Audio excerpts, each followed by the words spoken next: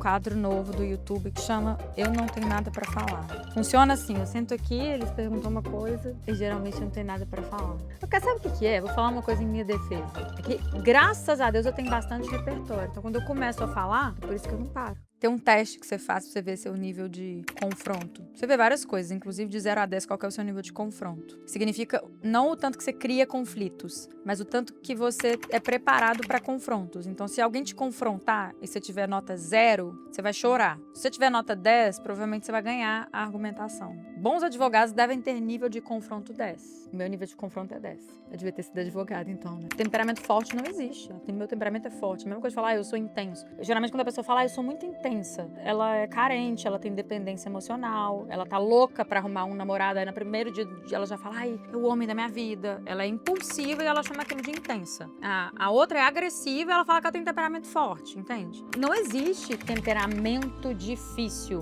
Existem pessoas que não têm inteligência emocional e que, por isso, não fazem bom uso das características que têm. Imagina que existe dois lados, o lado luz e o lado sombra. E aí, de uma mesma raiz, de uma mesma semente, o mesmo tipo de energia passa por você. Então pensa na energia da assertividade. Se ela passar pelo lado luz, você vai ser uma pessoa que toma boas decisões, que se comunica com firmeza, com clareza, que se faz entendida, que pensa de uma maneira coesa. Agora, se isso passar pelo lado sombra, você vai ter comportamentos agressivos, você vai ser uma pessoa que está sempre envolvida em conflitos. Então, uma mesma energia, uma mesma característica, ela pode ser positiva ou negativa a depender do ambiente emocional interno da pessoa que a possui. Então, pessoas que são muito emocionalmente imaturas, elas transbordam isso, essa imaturidade, em comportamentos, eu vou colocar entre aspas, inadequados, pouco qualificados, talvez seja melhor dizer pouco qualificados, porque elas não têm inteligência emocional. Na verdade, até o afeto, se ele passar pelo lado sombra, ele vira carência, ele vira sufocamento, ele vira dependência emocional, ele vira apego. Agora, o afeto passando pelo lado luz, ele é maravilhoso, porque aí você transborda características e comportamentos afetuosos e empáticos para as pessoas que estão em volta de você. E ninguém é só luz, né? E ninguém é só sombra. É por isso que é tão importante a gente ter clareza de quando é que a gente está na luz e quando é que a gente está na sombra. Com as minhas alunas, eu costumo dizer que existe a zona verde e a zona vermelha. Então, eu preciso ter clareza se eu estou na zona verde ou na zona vermelha, porque se eu estiver na zona vermelha e eu não tiver recursos para me teletransportar para a zona verde, que é a zona emocional luminosa, com a luz acesa, digamos assim, eu fico refém. Porque até a minha característica positiva, quando eu estou na zona vermelha, ela fica distorcida. Então, a gente tem características, coisas que nos compõem, e eu não gosto muito de separar defeito e qualidade. Quanto mais qualificado for o emocional da pessoa, quanto mais madura emocionalmente ela for, quanto mais tempo ela passar na zona verde, quanto mais ferramentas e recursos ela tiver para sair da zona vermelha, quando algo tirar ela do eixo dela, mais ela vai conseguir com que as características dela saiam para o mundo passando pelo lado luz. Portanto, sejam transbordadas de uma maneira qualificada. Aí as pessoas falam, fulano tem esse defeito, tem essa característica. Será que as pessoas podem mudar?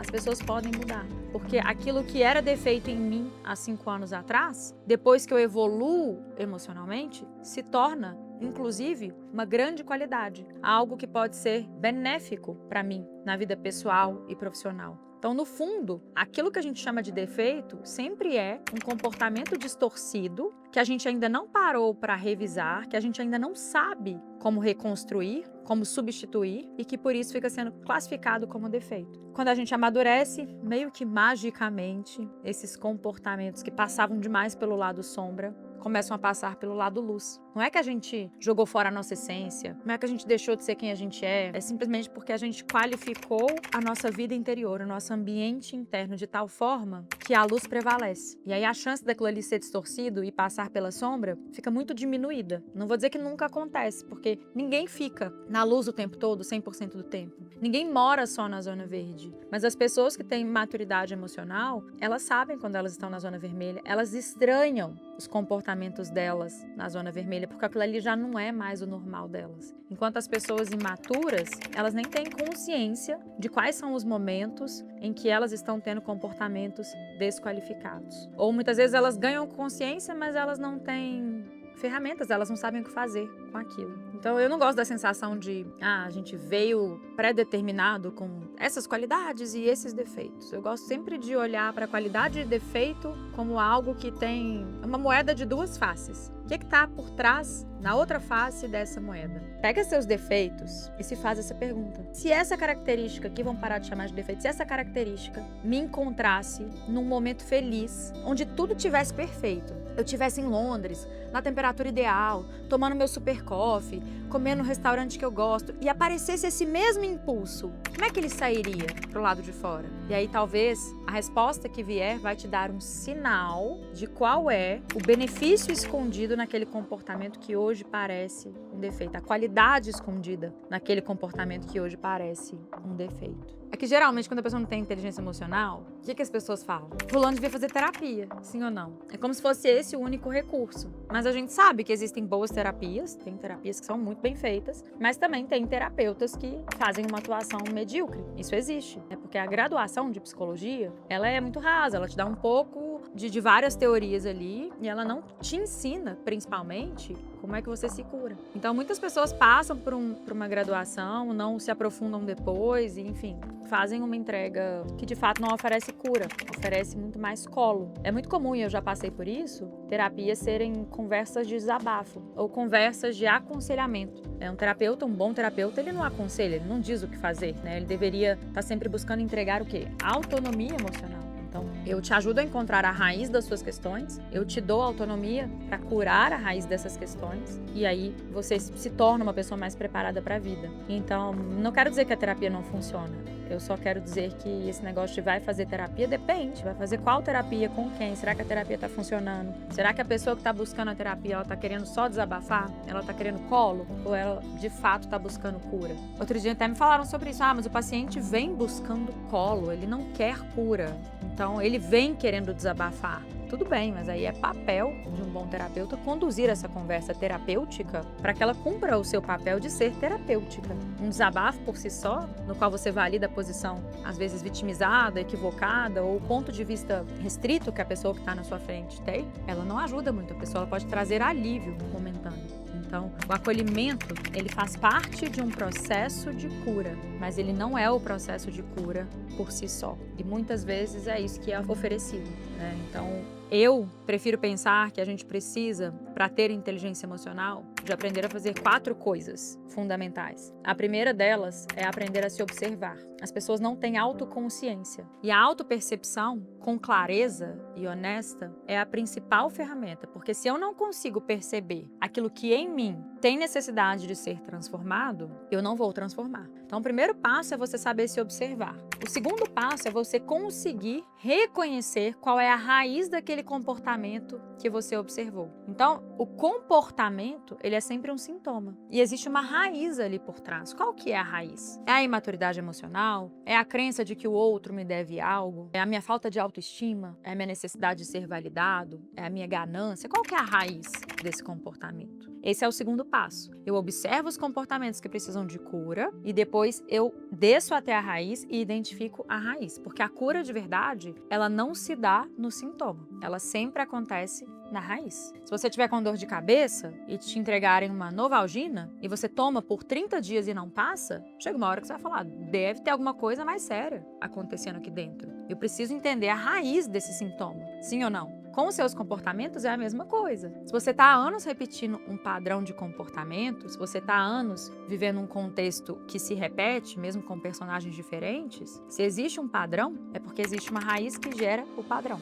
Então, observar o comportamento e depois identificar a raiz. Só que geralmente quando a gente identifica a raiz, a gente se sente mal. Porque na raiz tem o quê? As nossas partes que são menos bonitas. Tem a hora que a gente tem que reconhecer que, putz, aqui está a minha falta de autoestima. Aqui está a minha necessidade imensa de agradar as pessoas. Aqui está o meu egoísmo. Aqui está a minha crueldade. Aqui está a minha ganância. Quando você chega na raiz, a raiz de um comportamento não qualificado, ela é sempre uma sombra. E olhar de frente para as nossas sombras, vamos combinar, gente? Não é agradável. Então, quando eu me observo, reconheço e encontro a sombra, eu preciso saber fazer o acolhimento. Para mim, o acolhimento, ele é o terceiro passo de um processo de cura. E existe uma forma certa e uma forma errada da gente se acolher. A forma errada, ela gera a alívio momentâneo, ela gera narrativas vitimizadas, ela gera relação de vilão, então a gente começa a colecionar vários vilões na nossa vida e ela não nos tira do lugar.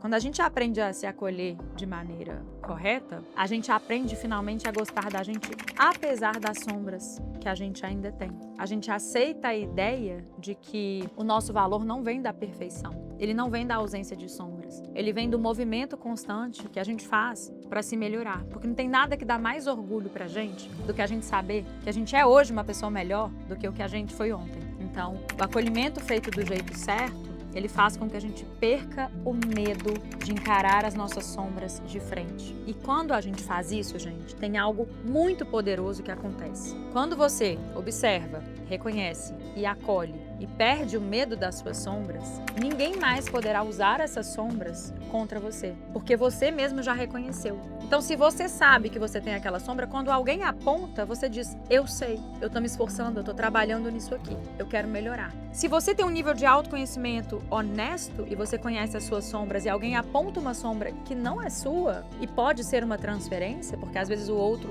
tá transferindo para mim uma frustração que é dele, você não vai ficar com raiva. Você vai falar, bom, isso aqui não me pertence, isso aqui é um movimento de transferência, eu vou deixar isso a outra pessoa. Então, as relações se tornam muito mais leves e você tira das pessoas o poder de te constranger apontando as partes menos bonitas que existem em você. É muito libertador perder o medo das próprias sombras. E aí eu sei que você deve estar se perguntando, né? Tá, Carol, e o quarto passo? Eu vou observar? Eu vou reconhecer? Eu vou acolher? Mas o que eu faço com a sombra? Então, o quarto passo é a reconstrução do padrão. A maioria das pessoas, quando observam um padrão que elas não querem mais ter, vão direto para tentar mudar o padrão. Só que isso não funciona. É por isso que a pessoa tenta mudar, fala, nossa, eu tô uma vida inteira tentando mudar isso aqui, eu não consigo. É porque existe toda uma lógica e um caminho neurocientífico e um caminho terapêutico que precisa acontecer. Então, primeiro eu observo, eu reconheço, eu me acolho e aí só depois eu reconstruo o padrão. Porque padrão a gente não deleta, padrão a gente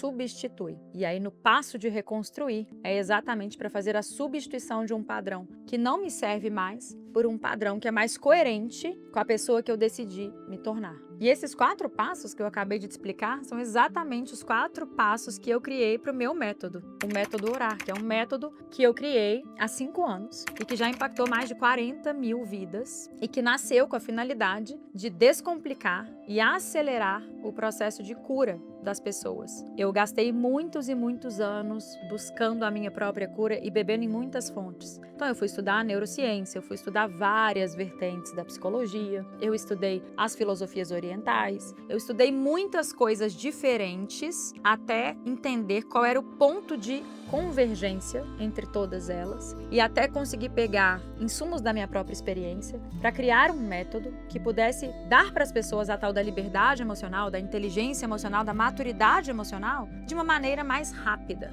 Porque eu sou uma pessoa acelerada e eu já achei que isso era um defeito. Mas daquilo que antes era um defeito, eu fiz uma qualidade. A minha obsessão por ter uma transformação rápida ficou tão grande porque eu ficava tão impaciente com a lentidão dos processos que às vezes eu sentia dedicando muito tempo a eles e eu não estava me sentindo andando para frente. Eu falei, cara, eu preciso limpar tudo aqui que foi bobagem, tudo que eu já investi, tudo que eu já tentei, tudo que eu já fiz e que não funcionou, eu vou tirar. O que já funcionou, eu vou deixar. E o que eu acho que deveria ser feito e ninguém nunca me ensinou, mas que eu fiz na prática e funcionou, eu vou adicionar. Então é como se eu tivesse jogado no liquidificador 11 anos de estudo de comportamento humano, passado por uma peneira, tirado aquilo que não importa, colocado os meus próprios temperos para criar um método que pudesse, em 30 dias, fazer esse processo de 4 passos. E aí, obviamente, depois de fazer esses 30 dias de reprogramação, aí eu criei várias trilhas, né, de relacionamento, de vida profissional, de prosperidade, de autoestima, para que as pessoas pudessem se aprofundar também nas aplicações práticas desse método em cada uma das áreas da vida delas. E foi assim que nasceu o programa Acenda a Sua Luz,